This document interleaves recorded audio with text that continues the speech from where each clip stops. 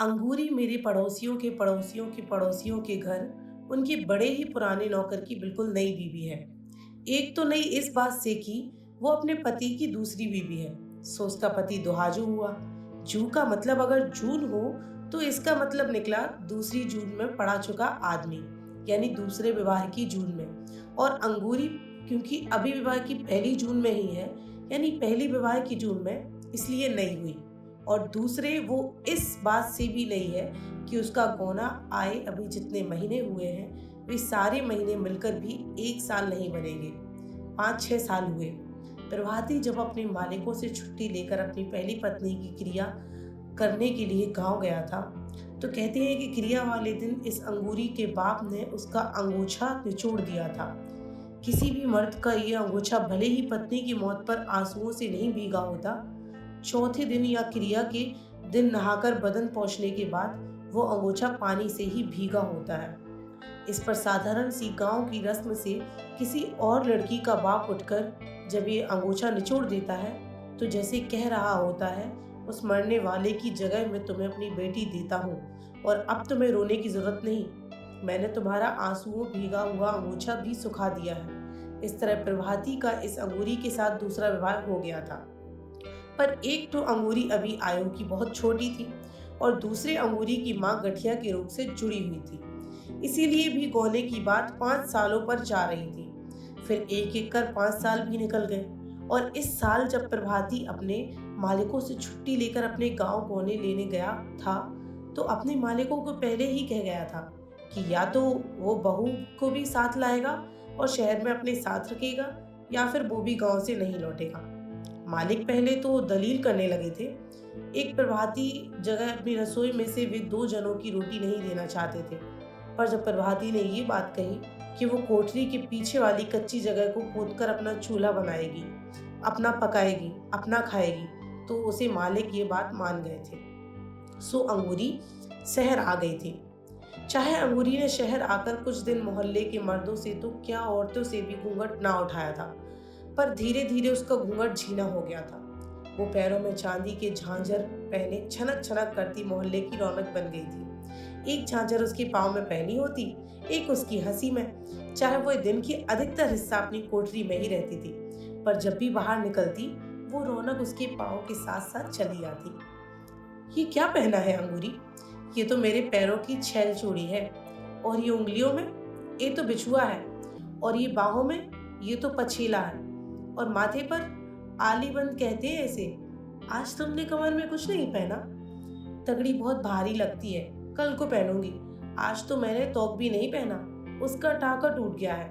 कल शहर में जाऊंगी, टाका भी गड़वाऊंगी और नाक कील भी लगाऊंगी। मेरी नाक को नक्शा भी था, इतना बड़ा, मेरी सास ने दिया था। इस तरह अंगूरी अपने चांदी के गहने एक नखरे से पहनती थी, एक नखरे से दिखाती थी। पीछे जब मौसम फिरा था, अंगूरी का अपनी छोटी कोठरी में दम घुटने लगा था। वो बहुत बार मेरे घर के सामने आ बैठती थी। मेरे घर के आगे नीम के बड़े बड़े पेड़ हैं और इन पेड़ों के पास जरा ऊंची जगह पर एक पुराना कुआं है। चारे मोहल्ले का कोई भी आदमी इस कुएं से पानी नहीं भरता, पर इसके पार एक सरकारी सड़क बन रही है और उस सड़क के मजदूर कई बार इस कुएं को चला लेते हैं, जिससे कुएं के गिर्द अक्सर पानी गिरा होता है और ये जगह बड़ी ठंडी रहती है। क्या पढ़ती हो बीबी जी? एक दिन अंगूरी जब आई, मैं नीम के पेड़ों के नीचे बैठकर एक किताब पढ़ रही थी। तुम पढ़ोगी? मेरे को पढ़ना नहीं आता, सीख लो ना। क्यों? औरतों को पाप लगता है पढ़ने से? औरतों को पाप लगता है, मर्द को नहीं लगता? ना, मर्द को नहीं लगता। ये तुमसे किसने कहा? मैं जानती हूँ। फिर तो मैं पढ़ती हूँ, मुझे पाप लगेगा। शहर की औरत को पाप नहीं लगता, गांव की औरत को पाप लगता है। मैं भी हंस पड़ी और अंगूरी भी। अंगूरी ने जो कुछ सीखा सुना हुआ था उसमें कोई शंका नहीं थी, इसलिए मैंने उससे कुछ ना कहा। वो अगर हंसती खेलती अपनी जिंदगी के दायरे में सुखी रह सकती थी तो उसके लिए ये ठीक ही था। वैसे मैं अंगूरी के मुंह की ओर ध्यान लगाकर देखती रही। गहरे सांवले रंग में उसके बदन का मांस गुथा हुआ था। कहते हैं औरत आटे की लोई होती है, पर कईयों के बदन का मांस उस ढीले आटे की तरह होता है जिसकी रोटी कभी भी गोल नहीं बनती, और कईयों के बदन का मांस बिल्कुल खमीरे आटे जैसा। जिसे बेलने से फैलाया नहीं जा सकता। सिर्फ किसी किसी के बदन का मांस इतना सख्त गुथा होता है कि रोटी तो क्या चाहे पूरियां बेल लो। मैं अंगूरी के मुंह की ओर देखती रही, अंगूरी की छाती की ओर, अंगूरी की पिंडलियों की ओर। वो इतने सख्त मैदे की तरह गुथी हुई थी जिससे मटरियां तली जा सकती थी। और मैंने इस अंगूरी का प्रभात भी देखा हुआ था, ठिगने कद का, ढलके हुए मुंह का, कसूरे जैसा। और फिर अंगूरी के रूप की ओर देखकर उसके खाविंद के बारे में एक अजीब तुलना सूझी कि प्रभाती असल में आटे की इस घनी गुथी हुई लोई को पकाकर खाने का हकदार नहीं, वो इस लोई को ढककर रखने वाला कठवत है। इस तुलना में मुझे खुद ही हंसी आ गई, पर मैं अंगूरी को इस तुलना का आभास नहीं होने देना चाहती थी। इसीलिए उससे मैं उसके गांव की छोटी छोटी बातें करने लगी, माँ बाप की, बहन भाइयों की और खेतों खलियानों की बातें करते हुए मैंने उससे पूछा, अंगूरी, तुम्हारे गांव में शादी कैसे होती है? लड़की छोटी सी होती है, 5-7 साल की, जब वो किसी के पाँव पूज लेती है। कैसे पूछती है पाँव? लड़की का बाप जाता है, फूलों की एक थाली ले जाता है, साथ में रुपए, और लड़के के आगे रख कर देता है। ये तो एक तरह से बाप ने पाँव पूज लिए। लड़की ने कैसे पूजे? लड़की की तरफ से पूजे, पर लड़की ने तो उसे देखा भी नहीं। लड़कियां नहीं देखती, लड़कियां अपने होने वाले खाविंद को नहीं देखती, ना कोई भी लड़की नहीं देखती ना। पहले तो अंगूरी ने ना कर दी, पर फिर कुछ सोच सोच कर कहने लगी, जो लड़कियां प्रेम करती हैं वे देखती हैं। तुम्हारे गांव में लड़कियां प्रेम करती हैं? कोई कोई जो प्रेम करती हैं उनको पाप नहीं लगता। मुझे असल में अंगूरी की वो बात स्मरण हो गई थी कि औरत को पढ़ने से पाप लगता है।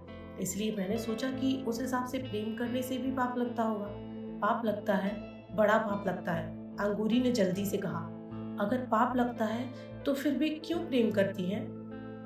ये तो बात यह होती है कि कोई आदमी जब किसी की छोकरी को कुछ खिला देता है तो वो उससे प्रेम करने लग जाती है। कोई क्या खिला देता है उसको? एक जंगली बूटी होती है, बस वही पान में डालकर या मिठाई में डालकर खिला देता है।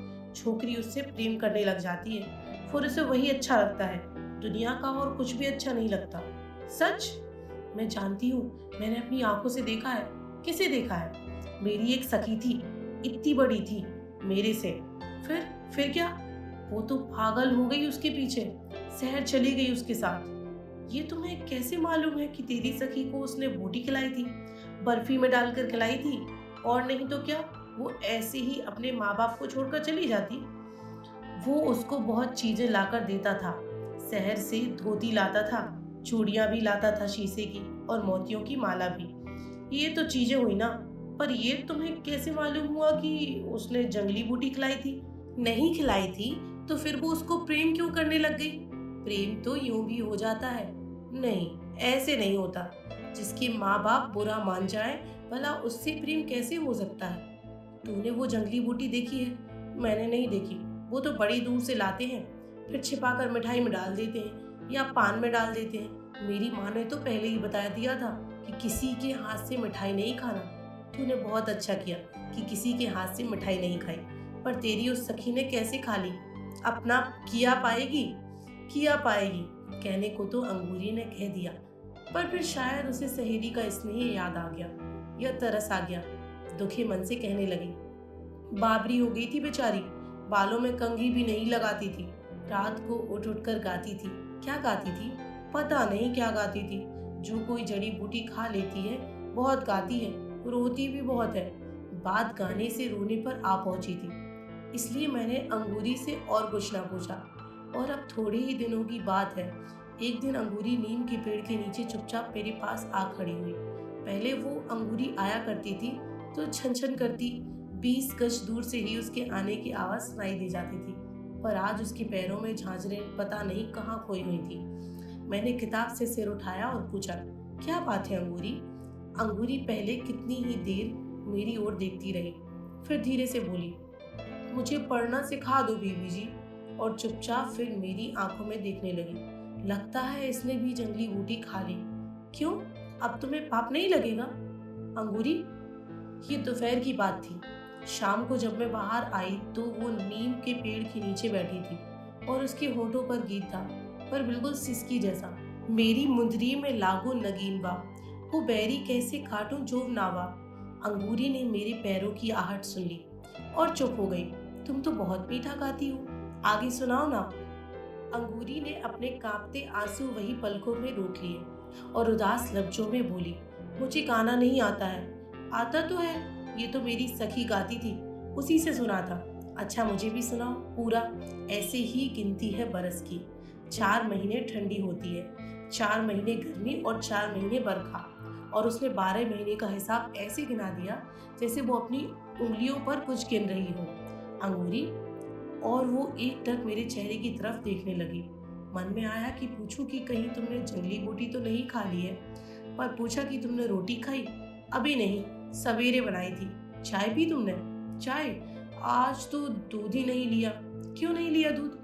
दूध तो वो रामतारा, वो हमारे मोहल्ले का चौकीदार था, पहले वो हमसे चाय लेकर पीता था, पर जब से अंगूरी आई थी वो सवेरे कहीं से दूध ले जाता था। अंगूरी के चूल्हे पर गर्म करके चाय बनाता और अंगूरी, प्रभाती और रामतारा तीनों मिलकर चाय पीते। और तभी याद आया कि रामतारा तो 3 दिन से अपने गांव गया हुआ है। मुझे दुखी हुई हंसी आई। कहा कि क्या तूने 3 दिन से चाय नहीं पी है ना, और रोटी भी नहीं खाई है ना। अंगूरी से कुछ बोला ना गया, बस आंखों में उदासी भरे वहीं खड़ी रही। मेरी आंखों के सामने रामतारे की आकृति घूम गई।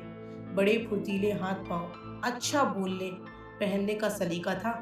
अंगूरी, कहीं जंगली बूटी तो नहीं खा ली तूने? अंगूरी के आंसू बह निकले और गीले अक्षरों से बोली, मैंने तो सिर्फ चाय पी थी, कसम लगे ना कभी उसके हाथ से पान खाया ना मिठाई, सिर्फ चाय। जाने उसने चाय में ही। और अंगूरी की बाकी आवाज आंसुओं में डूब गई।